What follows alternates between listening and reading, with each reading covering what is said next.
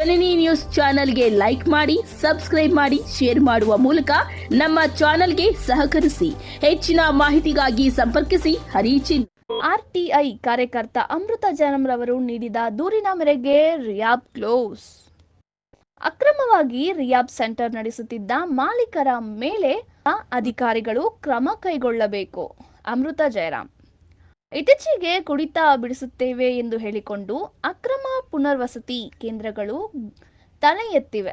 ಇಂತಹ ಅಕ್ರಮ ಪುನರ್ವಸತಿ ಕೇಂದ್ರಗಳು ಸರ್ಕಾರದ ಸುತ್ತೋಲೆ ಆದೇಶವನ್ನು ಗಾಳಿಗೆ ತೋರಿ ಮದ್ಯ ವ್ಯಸನಿಗಳ ಆರೋಗ್ಯ ಮತ್ತು ಜೀವನದ ಜೊತೆ ಆಟವಾಡುತ್ತಿದ್ದಾರೆ.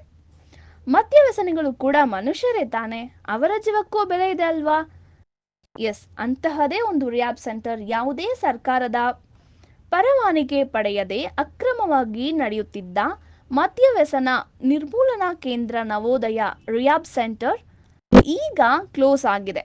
ಹೌದು, ಯಾವುದೇ ಸರ್ಕಾರಿ ಆದೇಶಗಳನ್ನು ಪಾಲಿಸದೆ ಸರ್ಕಾರದ ಅನುಮತಿಯನ್ನು ಪಡೆಯದೆ ಅಕ್ರಮವಾಗಿ ಸ್ಥಾಪಿತಗೊಂಡಿದ್ದ ನವೋದಯ ರಿಯಾಬ್ ಸೆಂಟರ್ ಕುಡಿಯುವ ಚಟ ಬಿಡಿಸುತ್ತೇವೆ ಎಂದು ಸ್ಥಾಪಿತವಾಗಿದ್ದ ಅಕ್ರಮ ಪುನರ್ವಸತಿ ಕೇಂದ್ರದ ಮೇಲೆ ಅಧಿಕಾರಿಗಳು ದಾಳಿ ನಡೆಸುತ್ತಿದ್ದಾರೆ.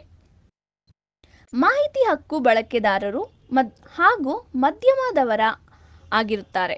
ಅಮೃತ ಜಯರಾಂ ರವರು ಈ ನವೋದಯ ಇದು ಅಕ್ರಮವಾಗಿ ಯಾವುದೇ ಪರವಾನಗಿ ಪಡೆಯದೆ ಅಧಿಕಾರಿಗಳ ಕಚೇರಿ ಹಾಗೂ ಸಂಬಂಧಪಟ್ಟ ಅಧಿಕಾರಿಗಳಿಗೆ ನೀಡಿದ ದೂರಿನ ಮೇರೆಗೆ ಅಧಿಕಾರಿಗಳು ಎಚ್ಚೆತ್ತುಕೊಂಡು ಕೂಡಲೇ ಅಕ್ರಮ ಜರುಗಿಸಿ ರಿಯಾಬ್ ಸೆಂಟರ್ ಅನ್ನು ತೆರವುಗೊಳಿಸಿದ್ದಾರೆ.